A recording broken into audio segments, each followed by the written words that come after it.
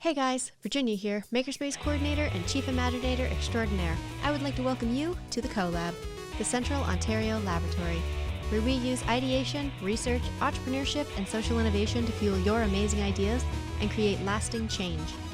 We are here to educate, inspire, and activate. Prepare to educate yourself with seasoned mentors, be inspired by compelling voices, and activate your plan for success.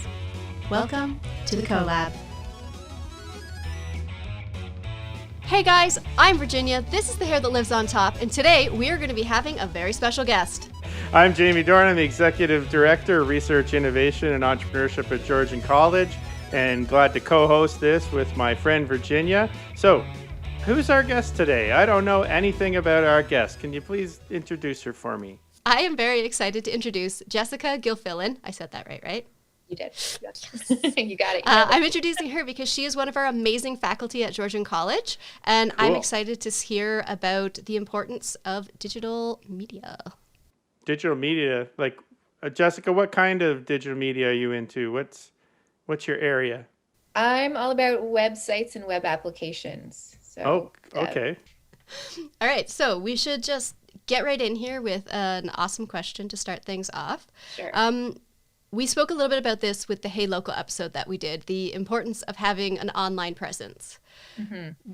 What is so important about being online? Yeah, so I actually watched that episode and I was surprised by that statistic that they said that 70% don't have a website. I think that's shocking, especially now because, we're moving so much online that I think a lot of businesses are really noticing that impact and realizing the importance of that. So yeah, it's a digital footprint. It helps you. I mean, we all search online. That's sort of our go-to, right? If you want to know about something, you jump on Google. And so if you're not there, if you don't have that digital presence, you're not going to be found. So really important. It also just sort of lends a little bit of professionalism, I guess. Most companies kind of have a website or organization. So it kind of, it keeps it professional. And then also, we're moving in sort of this virtual world where everything's online because of the pandemic. So having the ability to connect with your customers, to sell things online is really just helping you survive right now, probably. So yeah, super important, especially now. Yeah, I think it's essential. And the idea of a web page has evolved a lot over the years since way back in the 90s where they, look like a phone book page almost, with a couple pictures on it. So it's, the robustness of a web page can be so much more than it used to be. But, that's not the be all and end all. I've heard that phrase, a website is just a billboard in the desert unless you do something with it. Mm-hmm. Yeah, and there's so much you can do with the website. You can really move it to an application where your users can connect and communicate, and e-commerce, which is important right now. You can move it to an e-commerce setup as well. So yeah, definitely not just a billboard in the desert. Yeah. Let's maybe talk about that a little bit, about that user experience, because you mentioned the website could actually be an application. What do you mean by that? So an application is something where the communication is two-way. So your users can actually do something, either, post a comment or whatever. And yeah, so you said user experience. That's so important. Especially I think we're finding that out now that we're spending more time online. I know that I've been using a lot of applications more, and I get frustrated sometimes with some of them. Sometimes I'm like, that's so cool, you did a good job, and some of them I'm like, what is going on? I don't know how to use this, and I have to Google how to use it, and I don't think I'm that out of the loop that I should need to do that. So user experience is huge. So just making sure that your user has a pleasant experience, and there's a lot that goes into user experience. I mean, we could do probably a whole podcast about that, right? Yeah. So you had mentioned the importance of SEO when we had our brief little chat just prior to starting. What is the SEO, and how do I get the SEO to work? Good question. Yeah, so it's not enough to just have a website. You want that website to be easily found. So, especially, if you're sort of targeting, well, not especially, but in some cases, when you're working locally, and you want to target that local community, a local SEO is really important. So how do you get that to work? That is a good question. There's lots that goes into that. Again, we could do a whole SEO podcast, but it's things like even actually the user experience. So making sure that your website is user friendly and that people enjoy using it, that can help SEO. Mm-hmm. The quickness of how your page loads, so page speed, that helps. The content, making sure you have great content and content that is authentic, so you're not sort of like spamming with lots of different keywords that you're trying to rank for. There's a lot of stuff, and it's always changing. That's the fun thing about SEO, the algorithm, as you know, maybe that the Google algorithm or whatever search engine always changes, and so there's always updates, and you have to stay up to date with how SEO works. So it's fun. Yeah. That's awesome. Would you suggest, so if I was a small business or even a medium-sized business, would you suggest maybe getting like an SEO consultant or someone who's really like in that field? Yeah, I mean, I think it would depend on your budget. If you're, a smaller business, you could probably kind of maybe start out on your own, and if you have the time, and of course, time is a factor as well. Kind of Awesome. Yes. dig into that. But yeah, an SEO consultant can definitely be helpful because, they know the ropes, they know what works in order to get you to rank more highly. And we all know that you never go beyond like page 2 of the search results, right? You're not going to go to page 20. So you want to be up there, hopefully on page 1 if you can. So yeah, I would say working with an SEO agency or someone that does SEO would be good if you can afford that. Yeah. So I went through some of this myself. So we have a company which you may not be familiar with, but anyway, we have a website and we do e-commerce through the site. But back when we first started, and we use Shopify. So, Shopify is up there with connected to our web page, web address. But we had no idea what SEO was, right? And had to look it up and Google what SEO stood for even. And I don't think we even said that yet on the show. So search engine optimization, right? Right. Yes. And so we looked that up and we're like, what is this all about? We're sort of thinking anybody who searches our keywords are just going to find us. But they had a lot of little tips on how we could do it ourselves. So we watched a lot of YouTube videos and everything from putting product descriptions up there to using some of the tools that Google has that will do an assessment, an SEO assessment of your website automatically. And it will tell you, it'll flag all these things and say, go to this page, fix this, fix this. And that was really helpful. Are you familiar with those kinds of sort of helpful things for amateurs?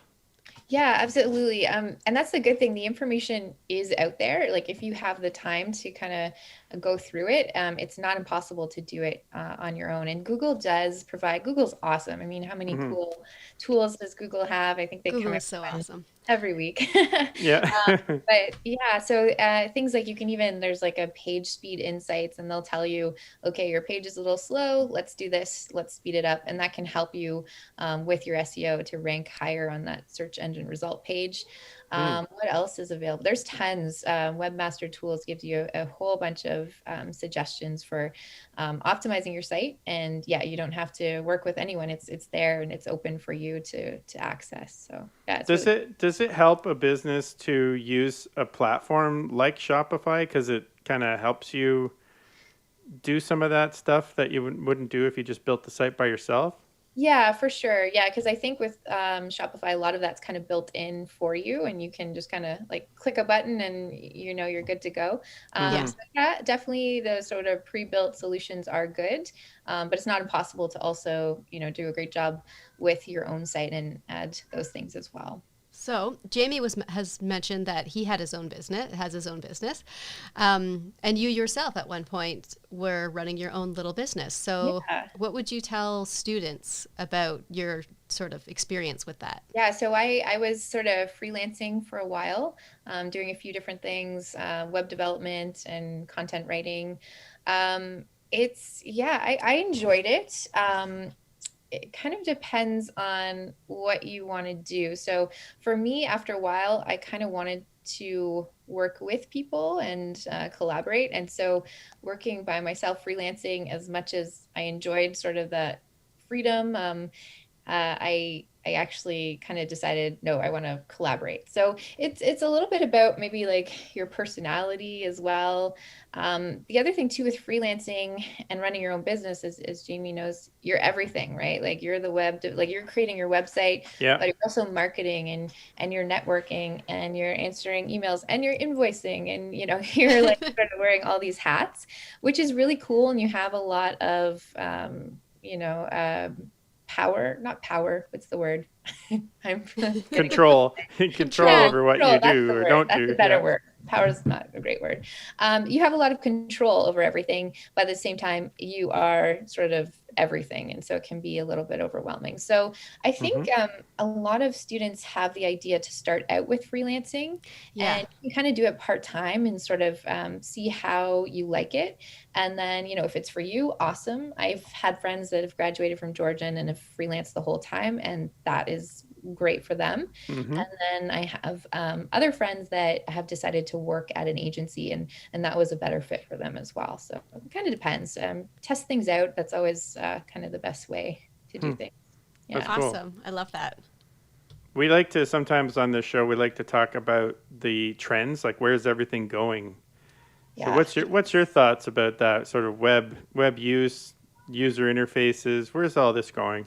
It's always changing, so it's almost hard to keep track of everything. So when I graduated, WordPress was the big thing as far as websites, and I think they're still pretty popular as far as for sort of small to medium sized businesses.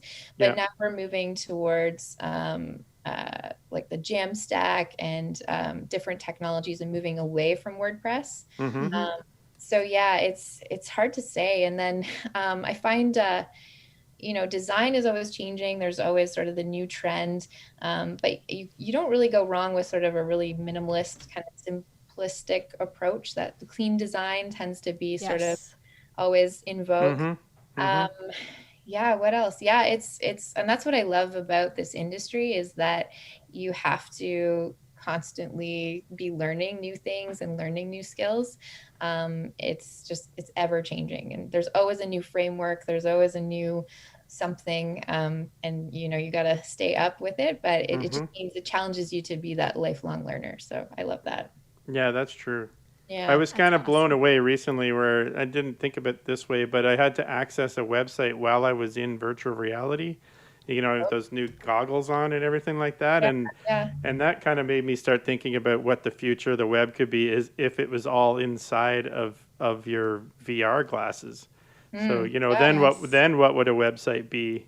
Yeah. It could be a room that you go into or interacting in a room.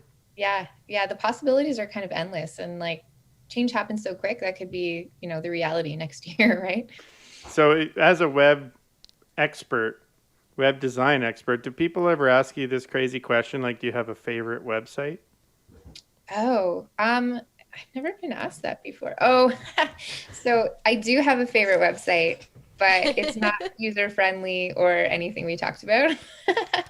But it's so I always show this to my students. It's catbounce.com, and it's literally just cats bouncing. That's good. There's sound too. And then there's also a website, I think it's called theuselessweb.com or something like that, and it will just take you to a completely useless website. So fantastic. Like nothing we've talked about, but that I would probably say that's my favorite. That's awesome. I have some very geeky friends who make websites just for fun sometimes, and they have made some. The only one I can remember now, I think, was party. And I think when you go there, it's just, I think that's what it is. You go there, it's just like the word party flashing and like someone saying the word party over and over again. And oh yeah, no, that's what the useless web is, just a collection of sites like that. Oh, so well, they've made, I'm sure several of those are on there. On there. But yeah, I like that. Everyone, please enjoy the useless web. Yes.